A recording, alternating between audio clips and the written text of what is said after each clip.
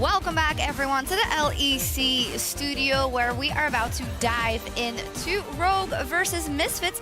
But before we do that, Ender, Verius, and I are going to tell you who the key player of the game was for OG versus Vitality. It was Patrick with 66% of the votes. Do you agree with that? Would you have chosen anyone else? I thought that the two best performing players were Mithy and Patrick. I felt like Mithy demonstrated what the new Tom Kent can do. When you play it very aggressively, it's got a lot of damage in it, and it carried them through the early laning phase, but Patrick definitely compensated as the game progressed and really dealt the damage on that Sona. Yeah, it was a team effort between the two bottom laners, but Patrick was doing all the damage, he was doing all the flashy stuff, so of course you got to vote him for the MVP. Also, just say it again, pretty excited for OG versus G2 tomorrow after how OG played out that game. However, our next game is Misfits versus Rogue. So we see the return of Misfits Gaming. They failed to make playoffs in spring with their star-filled lineup. It was honestly one of the biggest disappointments we have ever seen from a team of that caliber and players of that level to not even make it to the playoffs. So we maybe expected some changes coming in. They are starting with the same roster,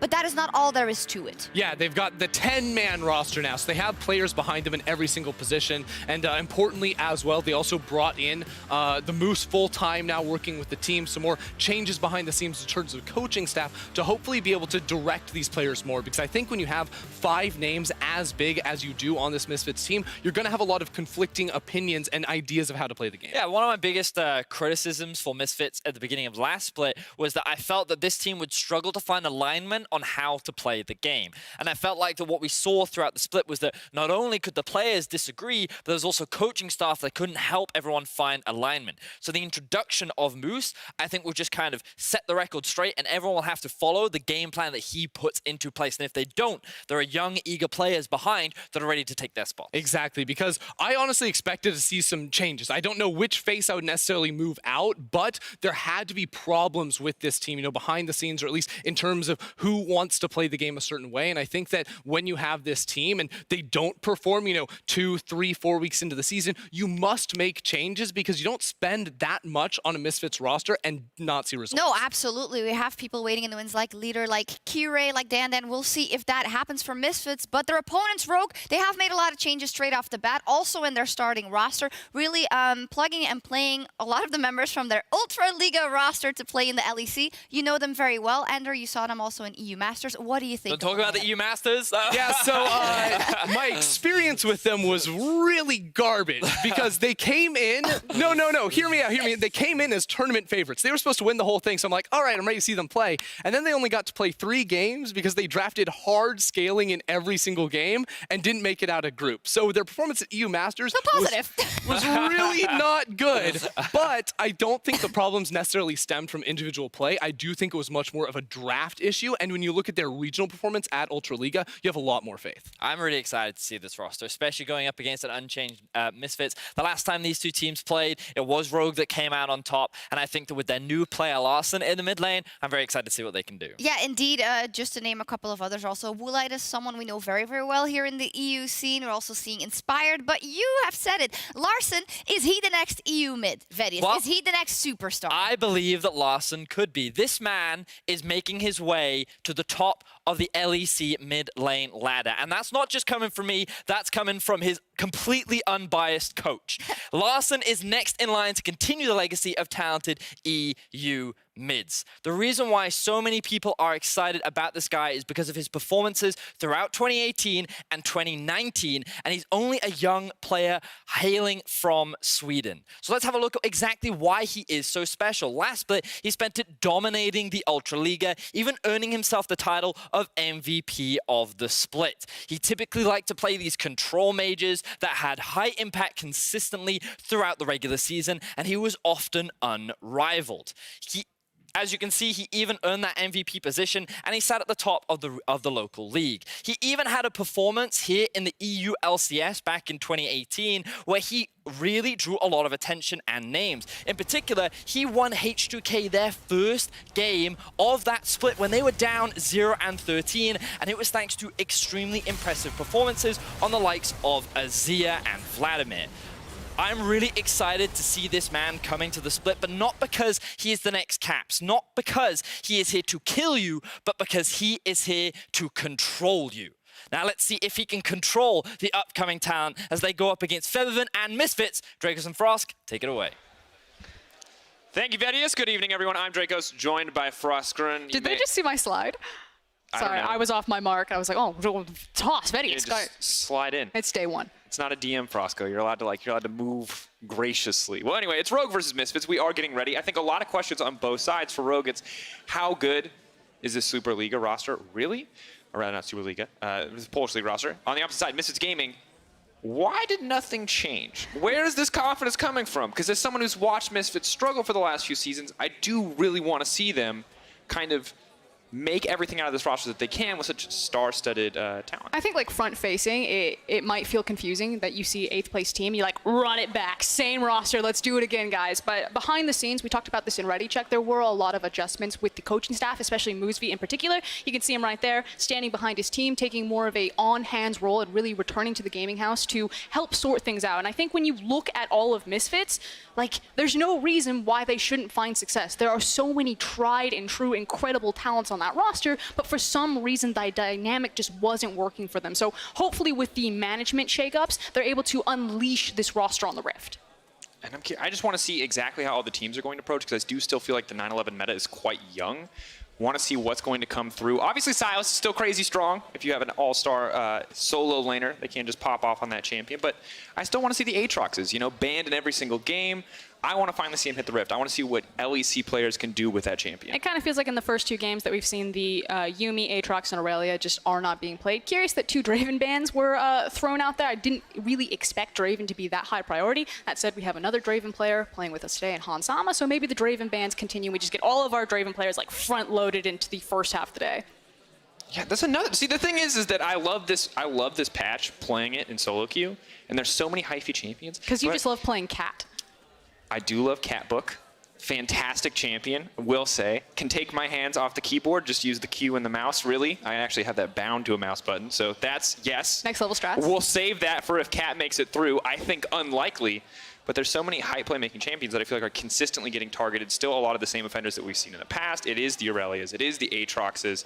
And now I want to see exactly how Larson is going to approach this game. So I do love the points that Vedius brought up about Larson. The thing is I don't want people's expectations to be for him that he's going to come in and he's going to be incredibly flashy. I think he's a very stable mid laner. When I peeked in on the Polish League to kind of get a feel for this new Rogue lineup, the thing that I was really impressed with is his ability to kind of read pressure. Like normally with players with less like high-end professional experience, they're not as aware as everything that's happening on the map. But I feel like Larson really was keyed into a lot of things. His ability to sidestep a lot of ganks, to set up pressure for his team, especially in side lanes, I was really impressed with. With the music slowly building up as you made that point, I really thought you were going to end it with some kind of crazy over the top. And that's why I think he's going to be the best player in the world. That's how I expected it to end. But of course, we are getting ready. It is Picks and Bans, Rogue on the blue side, Misfits on the red. How will they approach this patch and this draft? That is what we're about to find out. Rogue, of course, massive changes. Misfits staying relatively the same. This is going to be a lot about setting expectations for both of these lineups and a potential shift in power in the LEC, as Rogue do look to make a name for themselves. Already the Draven banned away, the Cat banned away, the Bird Lady banned away, Rise and Aatrox as well. That would be an excellent duo for the Bird Lady and the Cat in the same lane in terms of nicknames possible, but fortunately not today. So the one that did slip through here is the Silas, and so now it's the gut check. Can you pick up the Silas, because can you use it as a flex pick between multiple positions like Prophet and Larson? And we'll see where they decide to go. Always wondering. Silas feels like one of those champions where he is just so absolutely powerful if you have a dedicated Silas player on your lineup, but we've also seen some teams take it and then not really be able to utilize it to full effect. Rogue, however, are not scared and will lock it in. Inspire just like leaned over to Prophet's computer. He's like, no, Silas. There you go. Lock it in for you, buddy. Look, you gotta, sometimes you have to put the pressure on. He's like, guys, I'm not sure. They're like, no. That Jace that they're gonna take away, no, that's fine. We'll take that Silas. You lock that right in. I'm really happy to see Prophet return to the roster. I think kind of the 2 core members that Rogue really made a lot of success with in spring was when Prophet was playing and then when they did bring in Vander. So I'm excited to see them kind of reunited on this LEC stage. I think Rogue, when they're successful, it's because Vander is on a playmaking-oriented support. We hear all the time that he supposedly is a very loud voice. Haven't listened to the comms yet, so can't confirm that. But I can definitely tell when my eyes are looking at Rogue play, if he's on something like a Galio, they seem to be much more decisive and very fast tempo around the map. So I really want to see them get the firepower. Like something like a Nautilus would have been great for Yeah, I was Vander. gonna say, speaking of the playmakers, Nautilus now locked in. I think almost exclusively seen in the support role after those first few games in the play-ins at MSI that he did see in the mid lane, but would love to see it mixed up a little bit as Rogue now debate their options. But already a very long champion select that each team is letting this timer tick down as far as they can before they lock in those picks. See, I'm really curious that Misfits went for high priority on Nautilus. Like you're saying, it can still be a flex pick, so maybe trying to hide their cards a little bit, when I still feel that Rek'Sai is in a really stable position, a very strong position in this meta. Now the Rumble locked in as well. It was seen top lane earlier today in the Splice game in the hands of Vizichachi, but I do think Rumble mid is an interesting option. Yeah, we've heard the rumblings of it. I like the fact that they have the Sylas on their team this time around, so like Sylas will not screw us over on the other side by taking Rumble ultimate. Yeah, Sylas stealing Rumble ult is the most toxic thing in the world because you pretty much play Rumble for the Rumble ultimate. Just get a better Rumble in your hands, but it will be the J4. You got a strong solo laner in the form of the Jace on the side of Misfits, and you have two fantastic form of Engage. Now, of course, it is Engage that Sylas can take away. We did see Faker stealing Nautilus ults earlier in the day and saw how oppressive it can be, but I like Misfits when they do have Engage options. Yeah, and that does put a lot of responsibility on whoever the Sylas player is going to be for this Rogue lineup, because so far there's not a lot of really hard engage tools for Rogue. Yeah, you can drop down the equalizer and try to run up on to your opponent, but you are really looking at Sylas to grab these big ultimates like the Cataclysm, like the Depth Charge, and look for these initiations, whereas Misfits already have a really well-rounded comp. They have a good early game powerhouse in the Jace, really hard engage, so if that Jace starts getting snowballing, you're able then to immediately pull the trigger and start punishing teams if you find a lead. I wonder if we do see the Jarvan used potentially as a solo lane pick. Jace in the mid lane, not something we've seen a ton of. I feel like it has to be utilized in the top lane, but whenever we cycle to a new patch, I'm always caught wondering about things that were flex picks in the past, or in the case of Jarvan, things that we've already seen used in those solo lanes. Cassio, Sona, Sivir going to be the ban, so two pretty solid late game threats limited from the side of Rogue. Misfits does not want to see them on the opposite side. What is the final ban going to be here as we enter the second pick phase? Seems like they are trying to clear up that mid lane.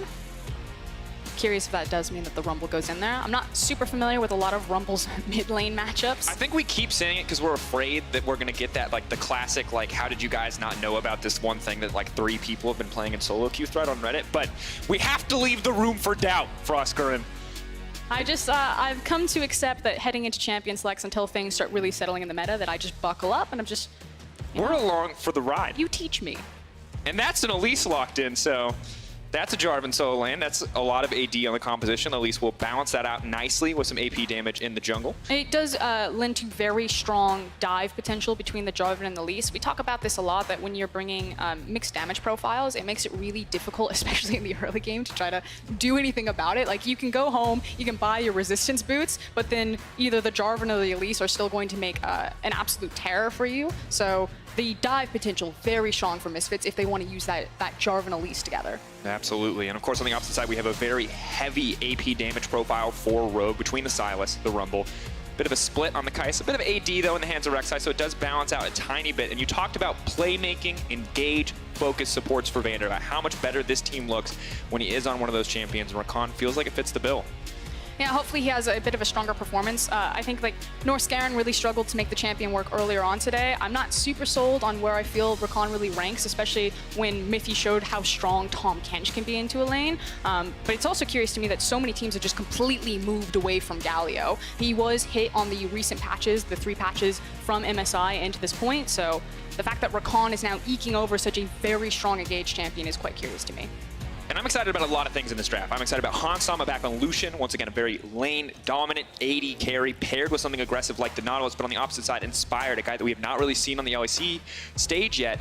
He is so good at this Rek'Sai. We've seen him single-handedly take over games in the Polish League. Yes, was not as good in EU matches the most recent showing, but going to give him the benefit of the doubt as we head in here, say that he is a player that we have to keep our eyes on. Because you look at this draft, I feel like we're set up for some pretty explosive early games. It kind of feels like teams right now are playing around the one item power spike, and as soon as they have that, everything, like you said, starts exploding, and we gear up and run full speed into each other. But otherwise, we've had some very slow 1 through 6s, and I hope that with the Rumble in this game, we get a bit more impact out of that level 6, level 11 with those big equalizers. Have to see what the execution in the team fights looks like from Rogue. Once again, Vander, kind of that veteran voice that we expect to come through for the team and guide them in the early to mid game to make some of those bigger scale plays. And on Misfits, we just want to see what this version of Misfits is going to look like. How is their style going to be defined? Will it be the bot lane focused Misfits that we saw at the start of last season? Will they look lost on the map? Or will they show us something new? So many questions are going to get answered in this first game. Both teams, a lot of time to prepare coming into this season. New patch, some new faces on the side of Rogue. And I think it's time to find out exactly what form both of these squads are in. Yeah, can Rogue find the success that they had in the Polish League and bring it to the LEC? And will Misfits finally live up to expectations?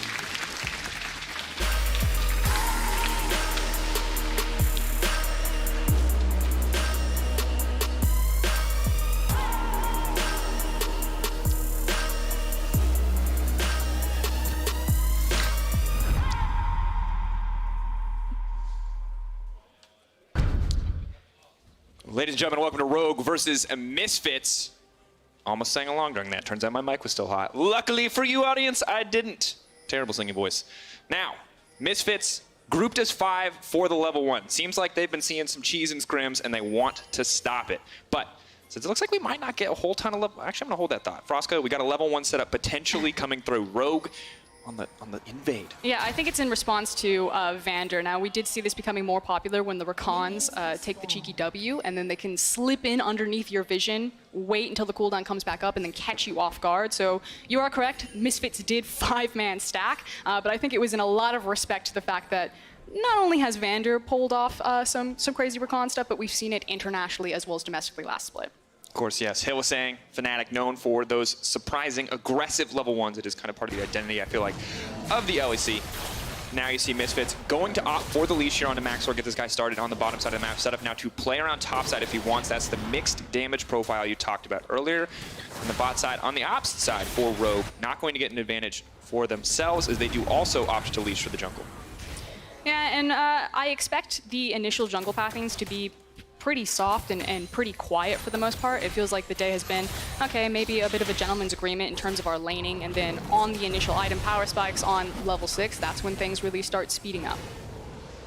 Let's see. Top lane is an interesting one. Jarvan versus Rumble is a matchup that I have not seen in a good while. I like that Rumble is coming back, always an exciting champion, you know. Level 6 is going to be a big deal, but for those of you who haven't had to play against Rumble in a long time, still a very obnoxious lane bully. Flame Spitter, an incredibly powerful tool, and just a lot of actually just tons of damage built into that kit. And I was actually curious what Keystone Soaz was going to take. So it has the graphs. We've seen a couple of different iterations. I think it was Wonder that brought to the LEC by pulling out the Airy and then trying to compete with Poke and like drop your flag multiple times. That was in a range matchup. My only concern here is he needs to be really conscious about how he plays around the windows when the Flame Spitter is on, because obviously he wants to get up close and personal to really make the most out of that Keystone. So props to Soaz there. He's definitely a legendary Rumble player himself. You talked about the gentleman's agreement. Doesn't look like it's going to be one. The flash forward, the first blood for Inspired. We said keep your eyes on that Rek'Sai. Febiven did not listen, and he will drop. But you can see why Febiven thought that he was okay to be there, because Maxlor was on that side of the map. So unfortunately, Inspired gets right in underneath him and makes it count. Prophet now collapsing. They know exactly where Maxlor is. Febiven has TP back to the mid lane, but they will have a man advantage here. Inspired, no flash available. Larson is going to step forward. Prophet on the way in. Febiven now running for his life. Maxlor can only watch as his mid laner is set to fall. Febby running, can form swap in a second, but the knockup is there. Another kill. 2 for the Rek'Sai. 3.5 minutes into the game. And salt in the wound right there to immediately decide, let's punish it again. We know he doesn't have flash. He just TP'd right back into the middle of the lane, and Rogue sprint at Febiven. Brutal start. You expect the range advantage for Jace to give him a little bit more in the early laning phase. And now it's Maxlor who's going to be picking up CS, so while he himself may have normally had a lead, the 2 kills on the Rek'Sai going to nullify that, and things are only going to get more difficult here for Misfits in this early game. Yeah, taking a look at it, the thing about Rek'Sai is that you have to get used to her gank angles, her ability to get into the lanes by how she can use her tunnel, just catches Feathervin off guard. But again, Maxlor was on that Raptor camp, so just a second later, he comes around that corner and they have vision of that type of gank. So, game of inches. Absolutely. Now, stun comes in when we watch this one, and this is... It's just sad, because you're watching the Elise stand on the outside and slowly watch his mid laner die. Yeah, the first gank I can forgive because I can see that TP into immediate punish on having the flash. Fight fire with fire, Frostgirl, and hold that thought. We're going to dive a tower. That's what it's going to be all about. Maxlor throws the cocoon forward. Not going to connect. Woolite still alive under that tower. Flag and Drag goes in. Eyes on Woolite is going to drop down in the end. Spider only going to take him out, but Prophet level 4 still in the bottom side of the map, and Misfits fire back on a clean dive. This is a completely different pace from the first 2 games that we saw, and I am very excited for it. So we said we were going to buckle in. I feel like I'm locked into a roller coaster right now. Look, sometimes you want a game of chess. Sometimes you got to wrestle in the mud. Misfits and Rogue, they're looking to wrestle in the mud. Larson walking back to lane, but I don't think that's how the Women wants to go back. Instantly going to go in. No mana, though, on Feathervin. Well, the form swap available shortly. Can get a little bit more damage out on the empowered auto, but the healing is there. He walks away. Oh, if Feathervin had mana, he would have gotten the kill, but they just did not have the damage. And disappointing, trying to punish Larson, walking back to the jungle, trying to find that footing back into this lane phase, and it's now a full reset as Inspired is here again. Feathervin. He can't approach the wave. He can't do it. He's thinking about it. No, he's going, he's going third time is the charm. The third time I approach the wave, he won't be here. But Prophet's there, so that will give it away. So Feathervin is going to play with a bit more respect. And we have a brief break in the chaos of these first 5 minutes, Frostgren. How bad is it for Misfits right now? Obviously, there's not a significant goal difference, but Jace being down 2 kills in the mid lane does feel like a bit of a hill to climb over. I mean, obviously, it always feels better if your Jace has more gold. I don't think it's the end of the world or that the game's over. I think it's interesting that it's Inspired on the Rex side that gets the 2 kills. I mean, maybe you say it's completely different if some of that gold goes into the pocket of someone like a Rumble or like a Silas. Although we'll keep our eyes on Inspired's build path for Rek'Sai if he wants to really carry. Say Infinity, I dare you. Somewhere Ender will come screaming onto the desk. Very upset. Obviously Rek'Sai with Halo Blades very strong in the early game, so we have to see kind of how Inspired uses this lead and see if he can be the sort of player who will snowball his team to greater heights when he is given an advantage in the jungle, or if we're going to look back at this game and go, hey, I really wish the mid laner had gotten those kills. Now the knockup is going to come in from Vander though. Freedom to leap in and leap out with the Battle Dance. Walks a bit of damage, but Hansama very comfortably in control of this lane. And one thing that in the midst of the chaos we kind of glossed over is the absolutely massive CS discrepancy on the bottom side of the map. 24 to 67. Maxlor here on the bottom side will match the jungler, and Hansama going to keep pushing forward. He's going to try to stick around to make sure he gets the plate as well, so going to be a huge gold difference between the respective AD carries. But I already really like the changes that Misfits have done. It feels like they went back to ground zero and they're like, okay, when did we find success? Well, it was when we played towards Gorilla and Hansama and really allowed them to be aggressive. So give them a lot of firepower, the Nautilus, the Lucian, and Maxlor is constantly bouncing, yes, in response to the mid lane, having a lot of pressure put on it by Rogue, but then making sure that he's giving power to Hansama and Gorilla that they can be so aggressive to open up invades like this. And honestly, when you see that first play in the mid lane, you start to worry for Misfits, but then you look at the CS on the bottom side of the map, you look at how well things are going for Hansama, and you start to get that confidence back. Because remember, when we look at this lineup, there's obviously a lot of all-star talent here, but Hansama always felt like he was supposed to be the carry of this Misfits team, and he is in a massive advantage state. The second he buys, he's almost going to be able to complete that entire first item. They're not even going to wait for that item to come through. They're going to try to force something here. Poke goes in onto Vander, saving the Battle Dance. Can't try to walk away, but he's just going to get bursted down. Hansama grabs the kill. The CC layered perfectly. Yeah, Vander had his flash right there, but didn't expect to get snagged up and to be locked down so successfully. So great work from Misfits bottom lane, and they have full control of any of the tower plates that they want. The CS discrepancy, 37 to 85, is only going to grow. Have to see what the first back looks like for Hansama, because this is going to be massive.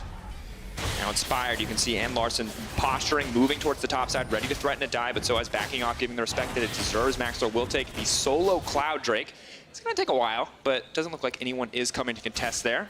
And a 1K gold lead for Misfits, building up off the back of that bottom lane and the pressure that they have put down. Not quite the entire Blade of the Rune King, which, you know, may be disappointing for Hansama, but of course when you compare it to his opponent, You've got 3 daggers worth of gold there on top of a boots, 1,200 gold in items versus, well, a lot on the side of Hansama. And Misfits can continue to play rather aggressively around their bot lane because Prophet still doesn't have access to his TP. Now, as soon as that cooldown comes back up for the Rumble, then maybe you need to change some of your thinking or your tactics about how many resources you are going to put down into that bot lane. Or there's the conversation where Max was like, okay, we've got the vision control of bottom side river, bot lane's in a great spot. Maybe this is now the time that I start to give some of my time elsewhere in that mid, in that top lane. So it does feel like Misfits are now back in control of this early game and kind of get to pick where they want to be, at least until Rumble has that TP and gets unlocked on the map.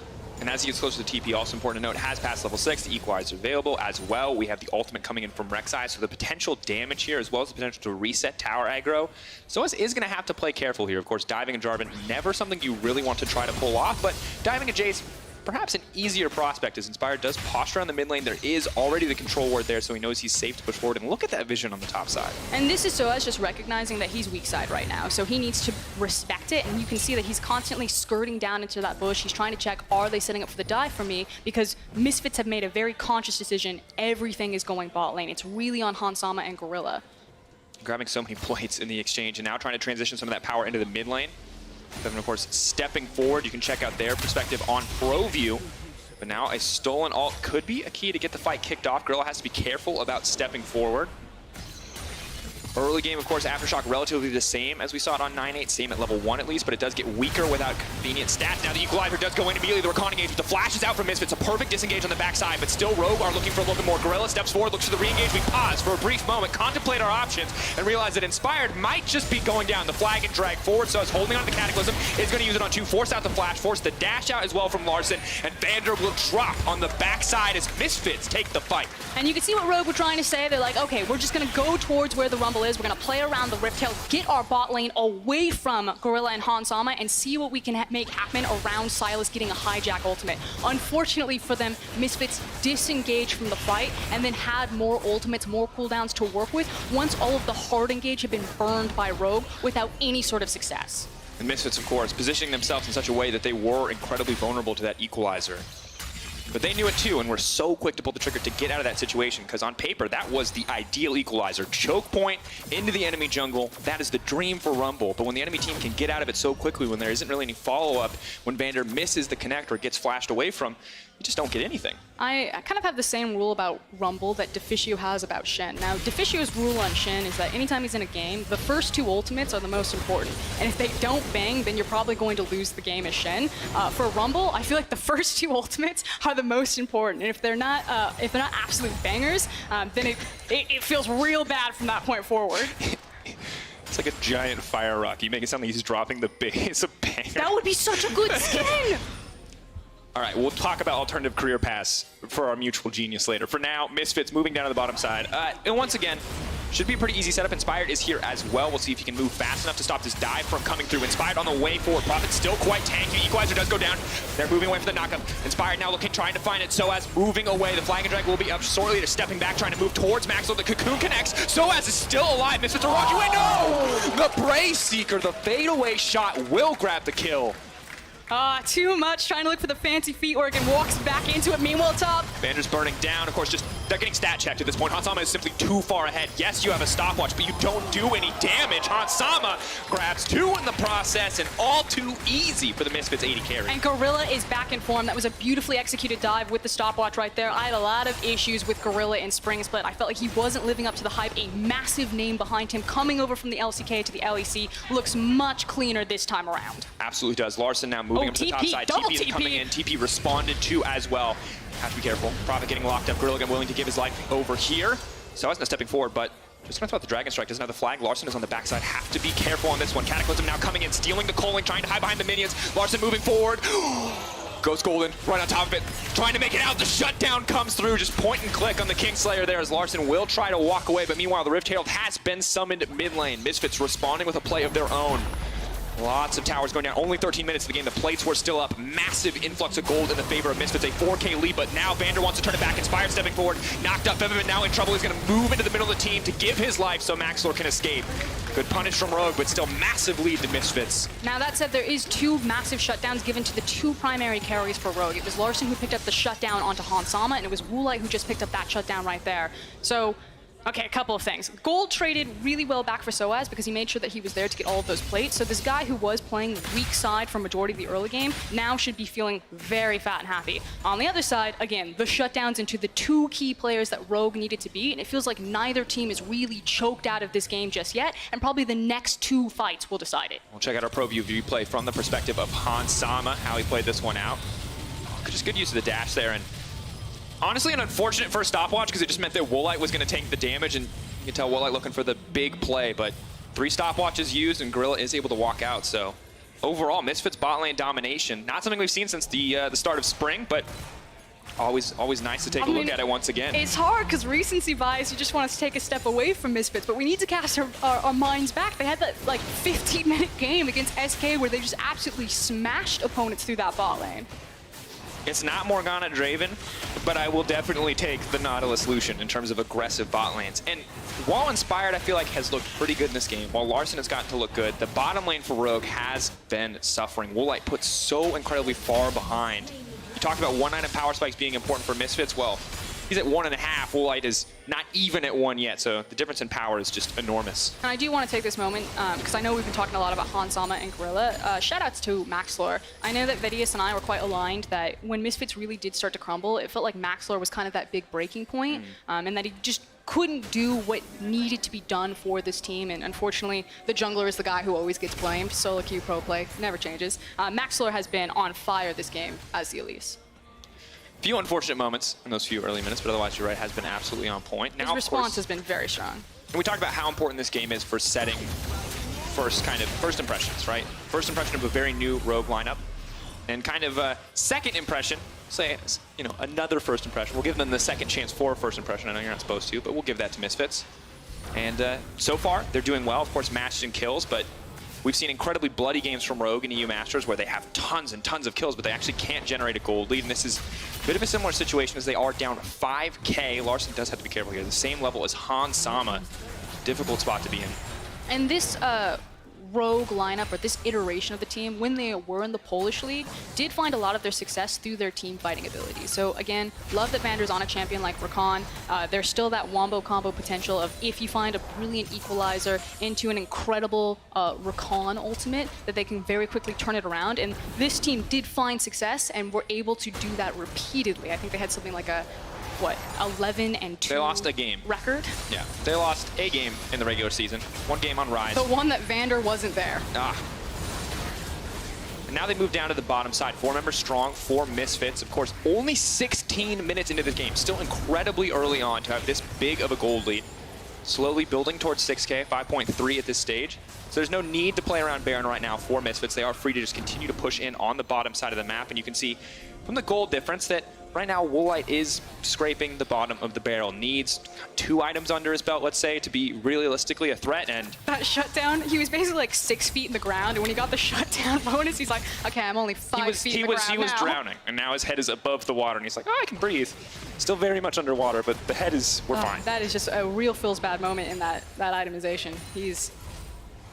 Kaisa is scrambling here. And that's the thing, it means that Misfits have a really big window before Rogue find their teeth again with their carries. Yeah, I'd say big is a soft adjective in this case. It is going to take a long time unless Rogue are willing to sacrifice CS for every other one of their laners to funnel CS into Kaisa, which is, of course, an option. Kaisa can be a massive threat. The Stormrazor is now completed, so closer to those first 2 evolves, but definitely an uphill battle for Rogue if they want to make a comeback. Thank you, observers, for showcasing that incredible ward line that Misfits have there. So Misfits have done a really good job kind of slowing down the pace of the game. Obviously, you can't immediately turn and play around Baron because it hasn't spawned yet, while the gold lead is really speaking for itself about how out of control this game got. But as we're talking about, there's now this big window where Misfits can take a breath, kind of set their feet. Where exactly do we want to attack on the map? How cleanly do we want to close this out? They no longer have to play that fast, scrappy style. They now get to dictate when the engagement engage tools are going to come in, at least until Woolite feels confident on that Kai'Sa, which he does finally have an item.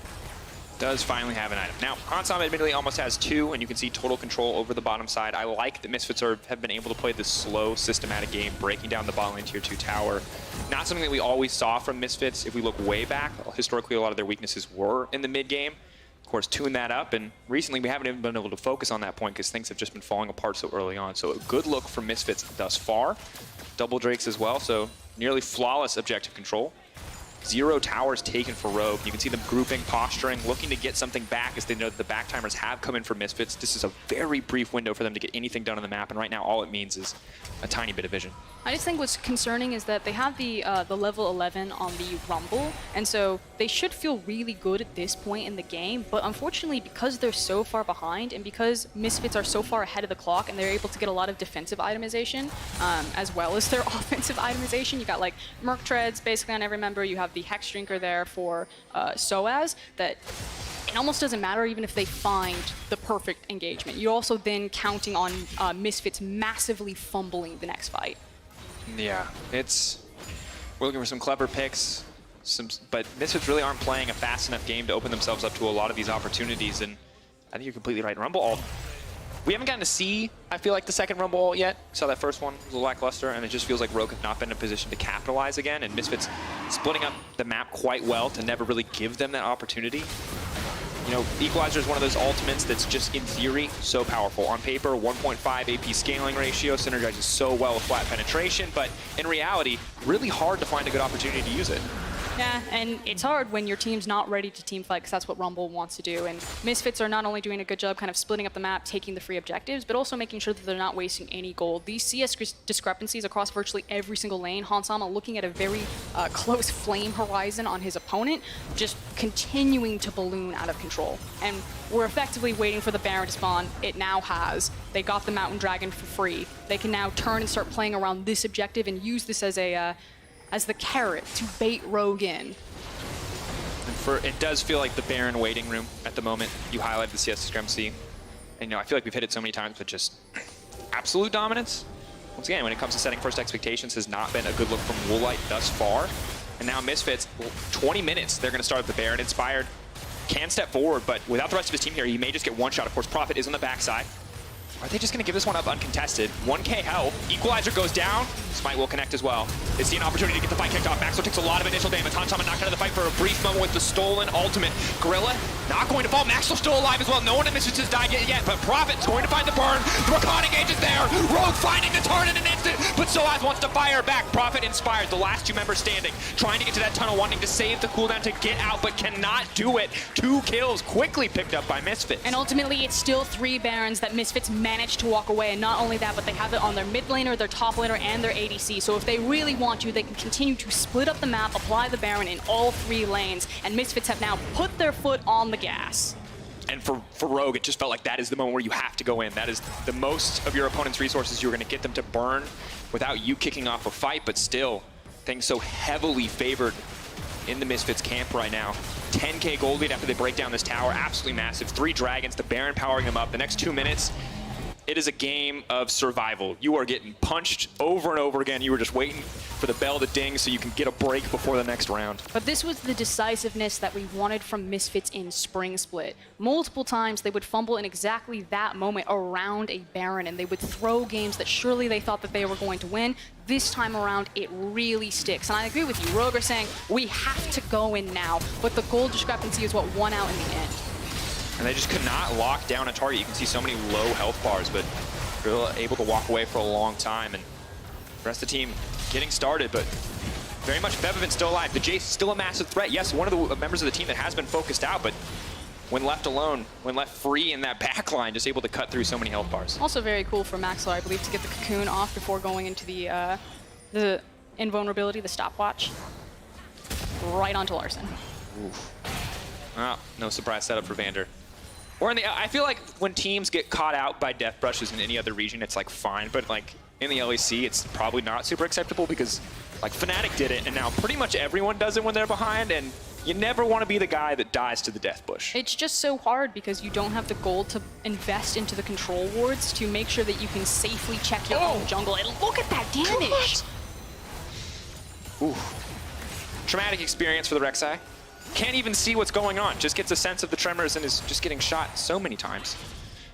He was probably feeling that Infinity Edge like 2-0 early on in this game, and now he's like, nah. The Black Cleaver now. Maybe a Knight's Vow. All right, Prophet. Everyone is getting chunked. At this point, realistically, we are waiting for another Miracle engage from Rogue, but this time it has to be even better than the previous one. Otherwise, Misfits are just going to keep moving forward, just keep kind of asserting their dominance over Rogue with this massive gold that they did build up in the early game, and it's interesting to watch the first 3 minutes of this game where you do see those repeated Rek'Sai ganks, and now to see where we are now, and I think a lot of people be kind of scratching their heads like, how did this happen? And it's Hans Sama, it's this bottom lane, the attention that they were given and what they've been able to do with it is they just instantly smashed through that tower and are now looking to grab an inhib as well. It's the fact that Misfits didn't take a step back, but here's a Equalizer, step forward. Big fat rumble flank coming in for Prophet, buys a bit of time as well. So much damage goes in, Kai'Sa moving in as well. Misfits have overstayed their welcome. Prophet with a beautiful TP, the follow-up is huge for the side of Rogue. Featherman can try to step into this fight, but there are still 4 members alive and well. Rogue needed a miracle to hold on in this game, and they found it. It wasn't the second Rumble ult, it was the third one that got laid down from Prophet.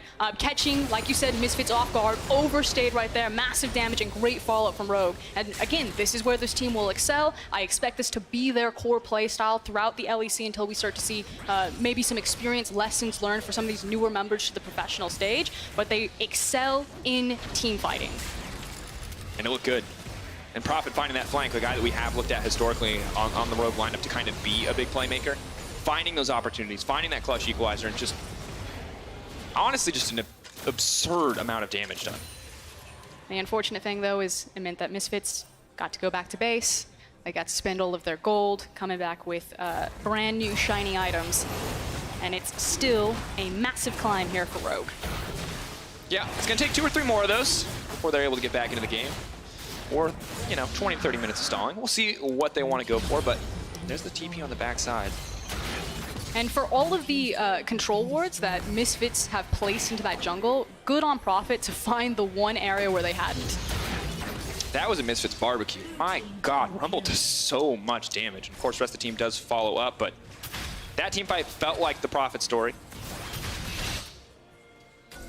Now, but the good news for him is he got a lot done in that fight. A lot of items are coming through. Yeah, look at the items that he has now. Yeah, third items, admittedly, coming through on the opposite side for Misfits, but second items are there for Rogue, and that feels slightly more favored for them overall. I'm really excited to see the appearance of Rumble. Globally, he's starting to pop up a lot more. We keep talking about him being flexed into a mid lane position, so I hope that we get to see it.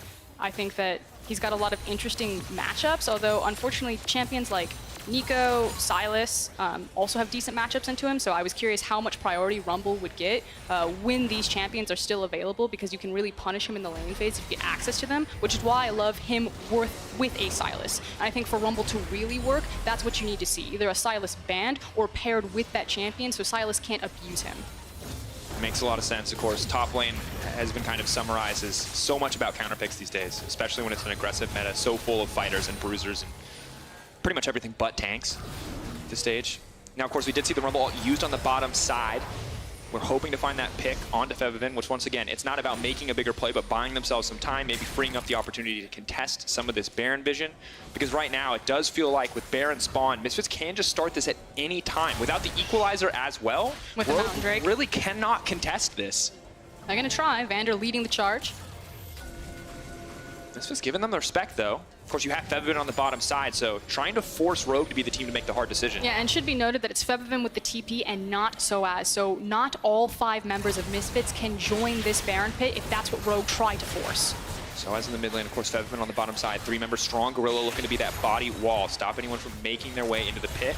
A lot of mobility on the enemy team, though. 3K. Gorilla going to throw out the ultimate. TP's now coming in there, trying to immediately get the members deleted left and right. The jungler has now been taken down. They're going to turn their attention off of the Baron. Featherman onto the backside, going to look to clean up Vander. Easy kick pick off there in the midst of everything. Silas, caught in the midst of this team, is not going to be able to get anything done, and Woolite is simply too far behind. Featherman is just going to eat him for lunch. Double kill coming through for the Misfits mid laner. And look at where Rumble is. Didn't get to participate in that fight. You do not see that same damage graph where Rumble is doing 10,000 damage in the fight, and Prophet now picked off. Too much CC, he can't get anything done. He does throw down the ulti, but gets nothing else. That is the ace for Misfits, and it's going to be the game win as well as they walk these minions into the base, as they take their time on this Nexus. Frostgren We wanted to know about first impressions. Rogue may have struggled, but Misfits absolutely dominated in their first game.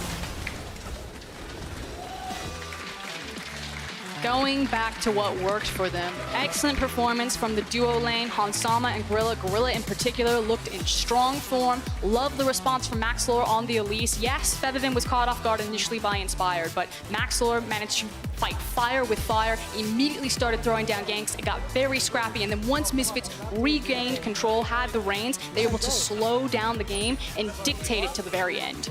Absolutely, and you can see the moments where Rogue was more on even footing, where Misfits gave them the respect they deserved, where they backed off, they stepped away from that Rumble ulti. They were not looking to get caught in that flame spitter. They were not looking to take all that damage from a very strong Prophet. Of course, Prophet does get that one fantastic TP, a glimmer of hope for Rogue, but Misfits simply too far ahead, and feels like they got the sense knocked into them. They slowed down the game once again. They say, okay, we don't need to overstep. We'll respect the Rumble, and they just won it through in the end. And it was two really good Baron setups from Misfits in that game, making sure that they understood when to turn off the Baron, that Gorilla was there to appropriately zone, their vision control was really strong, and again, it was kind of the Baron setup that we had some question marks about Misfits in spring, so I like the evolution not only in the individual performance, but in the team performance.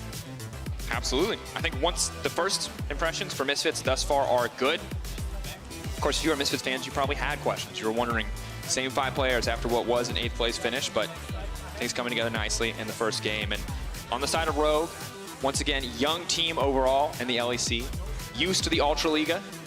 Different level of competition here. Have to see how they perform in their games to come. I want to talk about kind of the importance of this moment right now. Imagine if Misfits lose this game. So imagine after coming off of an incredibly draining spring split, if you come into summer, you look across a team like Rogue, and you lose, I don't know if Misfits would be able to get over that hurdle. That would be difficult for any team. So I think a victory here means so much because it rewards the fact that the reset did come in, that they shook up the coaching staff, that they, you know, either had a cry, had the kumbayas, whatever it was, ate their Wheaties in the morning and got it back on track. I think this can create so much momentum for this team. That's the Frostgurn formula for success, folks. Have a cry, have your Wheaties. Cry while eating the Wheaties. Win the first game of the season. Cry while eating the Wheaties. Of course, let's check out, once again, that Baron fight. 21 minutes. Feels like hugely defining moment in the game. So this is the one where he tries to snipe out the Baron, and he's like, okay, if I get this Baron with the ultimate, it's fine. If not, we are forcing the fight. We need to do something now or lose the game. And Misfits initially pull away, but then immediately the turn on the Cocoon. Oof. And Hansama, within inches of death, just barely manages to get out there. Tighten it back. Incredible. So much healing coming through as he found those kills, and good look overall. Of course, you can see the damage graph. A lot coming in from Hansama, a lot coming in from Feathervin as well. So good on both the 80 threats, and yeah, that gold graph tells us a story. That was kind of the, I feel like the Rogue fan roller coaster. It was like, Rogue had that a cliff flip right there where you're like really excited. Just cut the coming tape. back. Not coming back, folks. It was very difficult. Of course, reminder, schedule has been shifted up, so we will see Excel Schalke at the end of the day. But we do have Maxlor, Hansama, and Gorilla looking to become your key player of the game. You can give us your favorite at LLE Sports on Twitter. Now, the age-old rule was Hansama wins every time because he's adorable. But I do feel like Maxlor deserves a little bit of credit. Was everywhere on the Elise except for mid lane at level 3. I think all of them had their moment in the spotlight. I personally feel like it should go to Hansama. All right. I mean, hard to argue with that. Because he's adorable. No, that's the worst reasoning. Well, coming up next, we're going to hear from Reckless as he and Fnatic look to get their revenge on SK Gaming. Do not go anywhere. We will be right back. I think. Good job. Yeah, you stop watch. I can come. Nice.